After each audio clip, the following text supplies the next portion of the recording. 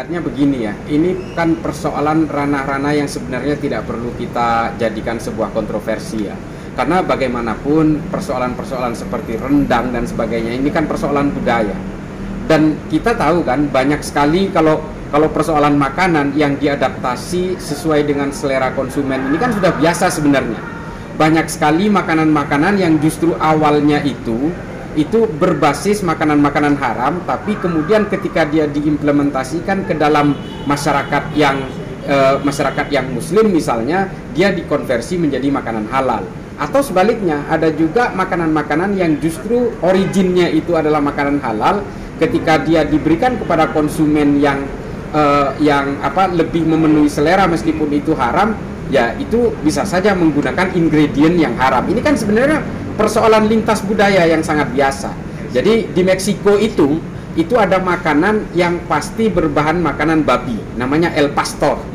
Ini sangat umum kalau di daerah-daerah seperti di Meksiko dan juga di negara-negara yang non Muslim itu banyak. Amerika Latin. Ya, Amerika Latin. Tapi di Indonesia makanan-makanan Meksiko itu dikonversi menjadi makanan yang halal karena konsumennya halal. Jadi menurut saya ini hal-hal yang tidak perlu dipertentangkan lah. Dan misalnya mie misalnya. Kalau kita makan mie di daerah Xinjiang itu halal.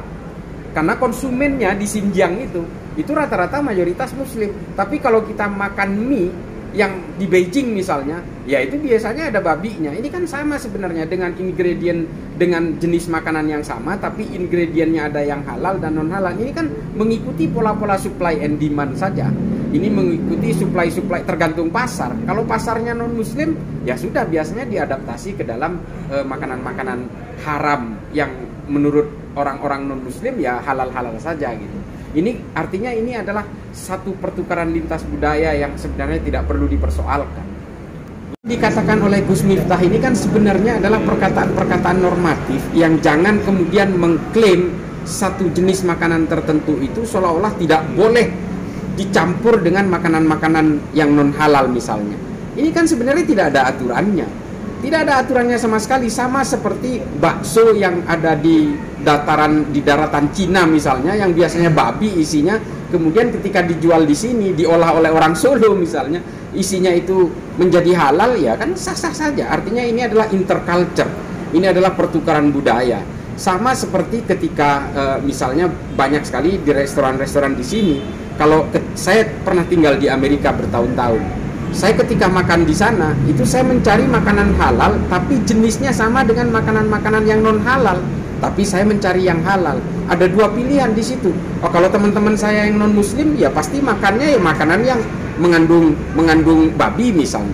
Dan saya sebagai orang Islam mencari makanan yang tidak mengandung babi misalnya. Padahal makanannya sama, burger. Artinya ini tidak perlu dipermasalahkan. Saya setuju dengan apa yang dikatakan oleh Gus Miftah. Jangan membawa satu budaya-budaya tertentu, terlebih lagi makanan itu, dibawa ke ranah-ranah agama dan seolah-olah ini diklaim sebagai situs-situs agama yang tidak boleh dicampur, tidak boleh ada intervensi dari pemeluk agama lain. Ini kan persoalan lidah ini. Ya artinya hal-hal seperti ini saya sepakat dengan Gus Miftah, jangan terlalu dibawa terhadap eksklusivisme agama. Meskipun namanya rendang lah atau apa misalnya.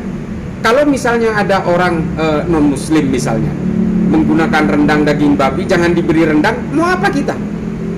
Taruhlah misalnya dikasih nama semur babi misalnya, kan sah-sah saja. Ini kan persoalan nama, jangan kemudian dari nama suatu budaya diidentikan dengan satu agama tertentu. Ini kan soal perlintasan. Bisa jadi kalau nasi biryani atau nasi kebuli, orang-orang Libanon yang non Islam, bisa jadi ya lauk yang ada di nasi kebuli mereka, nasi biryani mereka, ya bisa jadi memang itu babi juga gitu. Nah, orang-orang Libanon yang non muslim itu kan juga memakan makanan non halal yang sama makanannya dengan makanan orang-orang Arab yang muslim. Bedanya ada di ingredientnya, di kandungannya. Saya melihatnya begini, ini persoalan edukasi dan open mind, keterbukaan berpikir kita, umat kita. Saya baru pulang dari Malaysia. Kira-kira seminggu yang lalu, belum lama. Di sana itu banyak sekali makanan non halal yang diolah dengan makanan Melayu. Banyak sekali. Apakah kita harus protes di situ? Enggak. Itu hak orang masing-masing untuk memakan makanan yang sesuai dengan selera mereka, dengan bumbu-bumbu mereka. Ini kan sebenarnya persoalan tidak terlalu eksklusif tentang persoalan makanan ini. Kita toh sudah biasa kok mengadaptasi makanan dari orang-orang non-Islam yang kemudian diadaptasi menjadi makanan Islam. Ini kan sudah biasa sebenarnya. Nah, masyarakat dalam hal ini harus membuka pemikiran-pemikiran itu, bahwa kita ini tidak hidup sendirian di bumi ini. Kita hidup ini dalam berbagai perbedaan. Kata Allah dalam Al-Quran, kalian ini saya buat berbeda-beda, bersuku-suku dan berbangsa-bangsa. Lalu apa kata Allah? Kalian ini hidup dengan lita'arofu. Lita'arofu itu apa? Saling mengenal kalian, saling berinteraksi kalian, supaya kalian bisa mengenal satu sama lain dengan segala perbedaannya.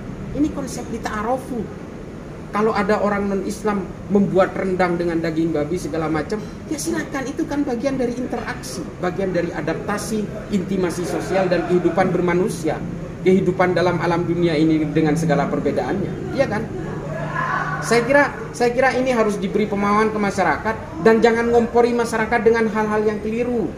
Masyarakat ini harus dicerahkan dengan hal-hal yang begini.